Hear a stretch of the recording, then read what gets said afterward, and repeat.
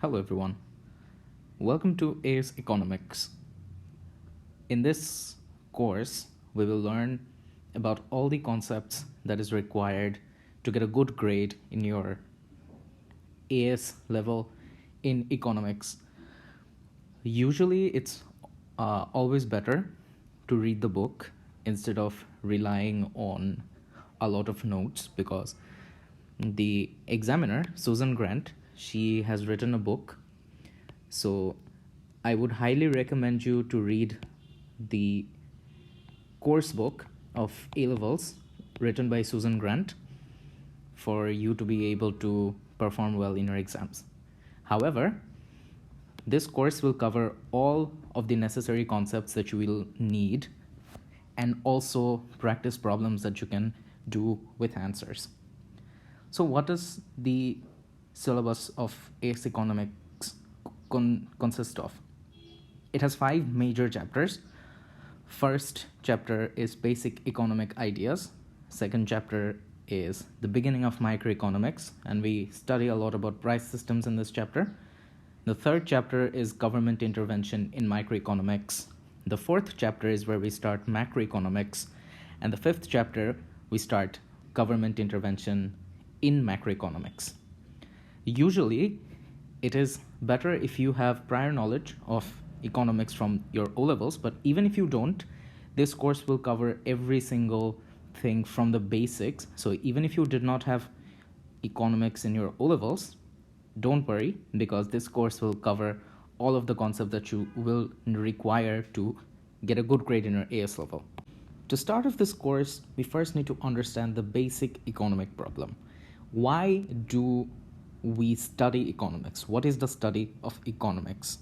So the basic economic problem goes like this.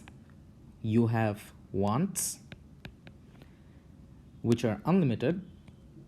For example, if you as a person think, what do you want?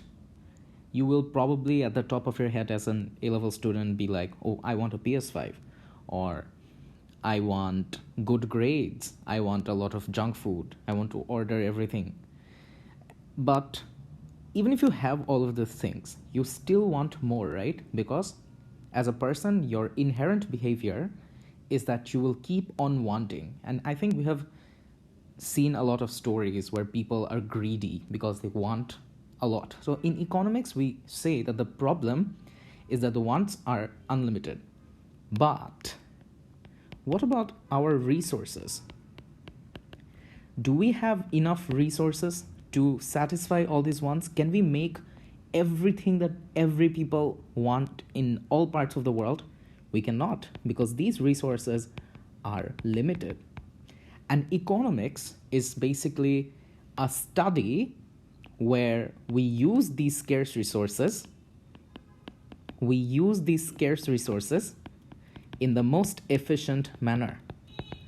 And that is what we study in economics, because since we cannot make everything that we want and the resources to satisfy those wants are extremely limited, we study on how to use this problem, which we actually define as scarcity, which is the basic economic problem, and we learn how to use these scarce resources to satisfy our parts of our unlimited wants. A very prominent example of the problem of scarcity can be the coronavirus, right?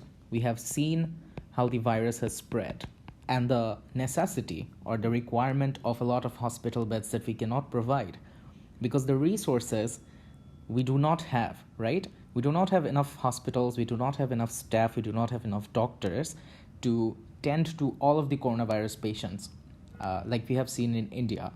That is the reason why it is not possible to satisfy all the different kinds of wants that people have. So there can be many more examples of scarcity. So how do we deal with scarcity? What is the first thing that we do? The first thing that we do when we are when we have the problem of scarcity is we make a choice, because our resources are very limited, right? The best way to explain this problem is to tell you to make a choice. For example, if you have $500 and you choose to do, you want to do a lot of things with these $500, right? If someone tells you at the top of your head that what are you going to do with $500, I'm sure you would have a lot of different options in front of you. Take the two most prominent ones. For example, you want to buy a PS5, or for example, you want to use this $500 and you want to do an online course. So you are left with a decision making, right? You have to make a choice. So in economics, we deal with scarcity by making a choice. And when we make this choice, we incur what is called in economics an opportunity cost. So what is this opportunity cost? Well, think of it like this. If you buy the PS5, then you are missing out on all the benefits you could have had by doing the online course, right? You are giving off something because of the decision or because of the choice that you made. And if you, for example, take the online course, then you're missing out on all the fun that you could have with the PS5, right? And that is the exact definition of opportunity cost. It is the cost of the best alternative forgone. You do not make a choice between all of your alternatives. Always remember that. You always have the two most important things that you want to choose between, because as a person, you have hundreds and thousands of choices, right? But opportunity cost is always the one that was the second best important to you. So always remember that opportunity cost is the cost of the best alternative that you gave up because of the decision or choice that you had to make in regards to scarcity. To understand the problem of scarcity better, we can look at the different sorts, scarcity and opportunity cost better. We can look at the opportunity cost of different stakeholders in an economy. For example, we have already discussed an example of opportunity cost as an individual, right? When you have to make a choice between buying a PS5 or, for example, an online course. And if you choose to buy the PS5, then you're missing out on all the benefits that can be gotten by this online course, right? So if you choose this route, then you are missing out on this. And hence, this becomes your opportunity cost. Now, it's always important to note that when you write, never write the online course is my opportunity cost. The course itself is not the opportunity cost, but the benefit that you could have gotten if you did not buy the PS5 is your opportunity cost. Always remember that.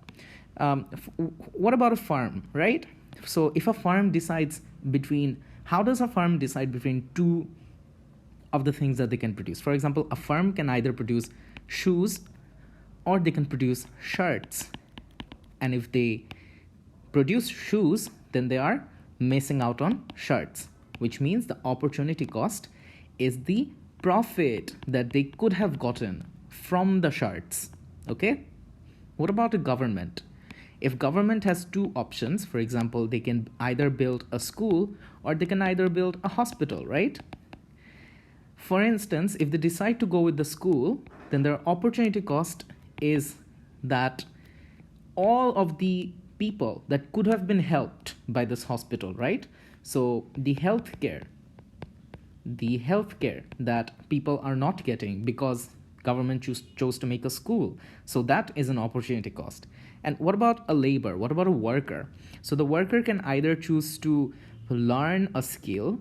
For example, he can learn how to drive a car, or he can do a job, right?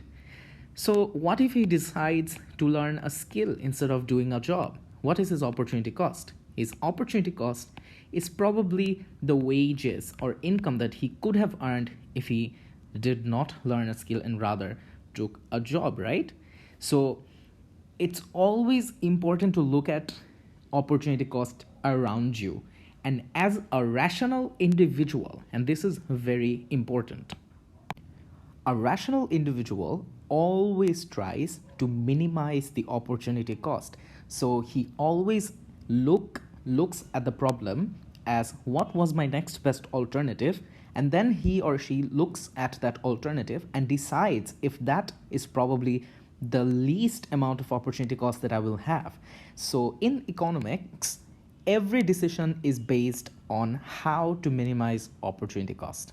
I hope you guys understood the concepts of scarcity, the concepts of choice and decision making, and the concepts of opportunity cost.